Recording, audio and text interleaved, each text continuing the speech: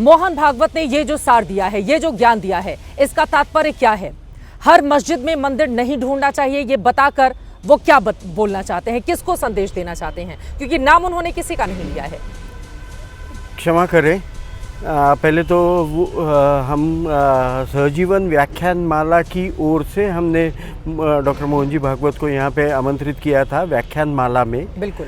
और इस व्याख्यान माला में उन्होंने विश्व गुरु भारत ये असल में विषय था।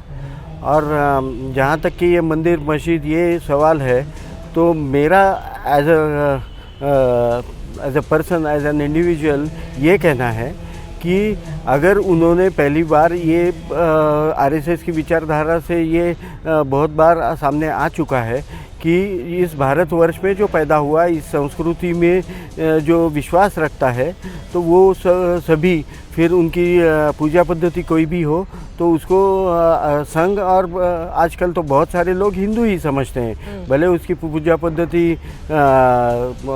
एक मुस्लिम हो या कोई भी और हो, क्रिश्चियन हो, कोई फर्क नहीं पड़ता, जब तक कि वो उनका इसी देश पे विश्वास है, इसी धरती के वो पुत हैं। देश में ऐसा भी तो चल रहा है ना। देखिए, आप आयोजक हैं सहजीवन व्याख्यान माला के, और इतना बड़ा कार्यक्रम कल पुणे में किया गया। मेरा ये सवाल है, क्योंकि इस देश में मौजूदा वक्त में किस तरह की पॉलिटिक्स चल रही है, उसको लेकर एक अलग तरह की राजनीति, जब से बीजेपी को 240 सीटें आई हैं उसके बाद ऐसा लग रहा है कि बीजेपी के कई नेताओं की ओर से बार बार ये मंदिर को लेकर एक अलग तरह के बयान दिए जा रहे हैं।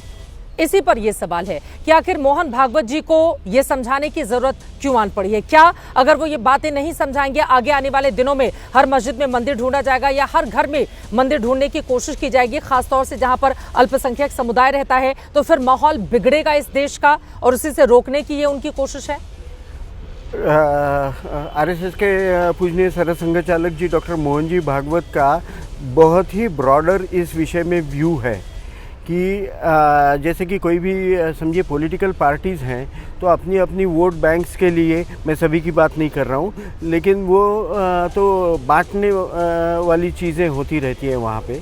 हालांकि आरएसएस ये नहीं चाहता कि बांटें, वोट के लिए, किसी भी और चीज़ के लिए वो जोड़ने वाले लोग हैं, तो उनके लिए ये सब मंदिर, मस्जिद, शिवलिंग, ये सभी छोटी चीज़ें हो जाती है। उनका इतना ब्रॉडर व्यू है कि वो समझते हैं कि सभी भारतवर्ष के नागरिक जो इसके हित में और इसके भलाई में लगे हैं वो सभी हिंदू ही है। तो वहीं पे बात इनकी ख़त्म होती है। और ये इतना बड़ा अंतर है आरएसएस के व्यू में और किसी भी पॉलिटिकल पार्टी में। मैं पॉलिटिकल पार्टी के भी उंगली उठाना नहीं चाहूँगा, क्योंकि वो तो करेंगे ना, वो तो जाहिर है कि उनको वोट चाहिए, राजनीति में है तो वो सत्ता पाना चाहेंगे, ज़रूर चाहना चाहिए, उसी के लिए वो हैं वहाँ पे, तो ठीक है उनके लिए। लेकिन संघ का व्यू इससे कई गुना ज़्यादा बड़ा होना चाहिए, और वो है। और वही बात डॉक्टर मोहन जी भागवत ने हमारे सहजीवन व्याख्यान माला के कल के प्रोग्राम में कही है। ठीक है, आप उनकी ओर से ये भी कहा गया कि विश्व गुरु अगर बनना है तो हिंदुस्तान की जो परंपरा रही है सबको साथ में लेकर चलने की, उसको हमें फॉलो करना होगा। अनंत जी, मैं चाहूंगी आप हमारे साथ कार्यक्रम में बने रहिए, और भी मेहमान हैं, जल्दी जल्दी बाकी लोगों की टिप्पणी ले लेती हूँ। सबसे पहले के शर्मा जी, आपके पास आते हुए, अब मोहन भागवत जी ने इसी पुणे से, जहां पर हम लोग इस वक्त बैठे हुए हैं, वहां से जो संदेश दिया है, माना जा रहा है बीजेपी के ही बड़े नेताओं या बीजेपी के कई नेताओं को जो हर घर में मंदिर ढूंढने की कोशिश कर रहे हैं, खासतौर से अल्पसंख्यक समुदाय में, तो नसीहत ये काम आएगी अब बीजेपी के लिए? के शर्मा जी। नहीं, देखिए, जो संघ प्रमुख ने जो बात कही है बिल्कुल सही कही, लेकिन मैं आपसे पूछना चाहता हूं, बीजेपी कहां ढूंढ रही है चित्रा जी? जो संभल में जो मामला है उसमें बीजेपी है क्या? काशी का जो मामला है क्या उसमें बीजेपी है क्या? कोई पार्टी है बीजेपी वहां पर? या मथुरा में जो मामला है उसमें क्या बीजेपी है क्या? अरे 140 करोड़ भारतीयों का देश है, और भारत की जो विरासत है, गौरव है, जो भारत की संस्कृति है, उसके लिए देश के 140 करोड़ लोग तत्पर हैं।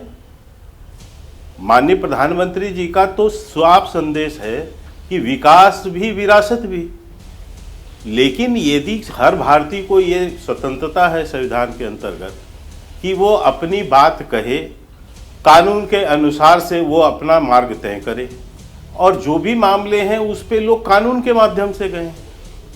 उसमें कौन भाजपा है? लेकिन एक क्या है, विपक्षी दलों को एक दुष्प्रचार करना होता है, हर बात को हिंदू मुसलमान करना है, हर बात को भाजपा और अदर पार्टी बनाना है, हर बात को अपना तुष्टीकरण करें तो कोई बात नहीं, लेकिन दूसरे के ऊपर थोपना है कि उसको जो है क्रिमिनल घोषित करना है। हम तो 75 साल से सुनते आ रहे हैं, हमारे ऊपर तो ठप्पा लगाने की कोशिश हुई, लेकिन देश ने देखा जब से माननीय मोदी जी की सरकार आई, ऐसी कौन सा विषय है जिसमें हिंदू मुसलमान है? हमने शौचालय बनाए तो उसमें क्या हिंदुओं को नहीं मिला, क्या मुसलमानों को नहीं मिला?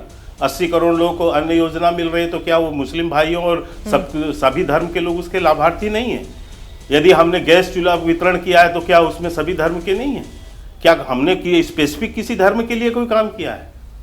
हमने तो सबका साथ, सबका विकास, सबका प्रयास, सबके प्रयास की बात कर रहे हैं, और हम उसी के लक्ष्य को साथ में रखकर आगे बढ़ रहे हैं। ठीक है। और उसी के साथ हम 140 करोड़ भारतीयों का, माननीय प्रधानमंत्री जी जब कहते हैं तो 140 करोड़ भारतीयों को संबोधित करते हुए करते हैं। सारी योजना बनती है तो उनके लिए बनती है, लेकिन जिनको तुष्टीकरण की राजनीति करना हो, जिसको एक वोट बैंक को तुष्टी करना हो, उसको समझाना हो, गुमराह करना हो, वो उस चीजों को जोड़ते हैं। अपना जब कहेंगे कि हम जो है सरकारी नौकरियों में हम मुस्लिम धर्म को धर्म के आधार पर, संविधान के विरुद्ध धर्म के आधार पर आरक्षण देंगे, ये खुलेआम घोषणा करते हैं अपने घोषणा पत्र में। मैं जवाब ले लेती हूँ।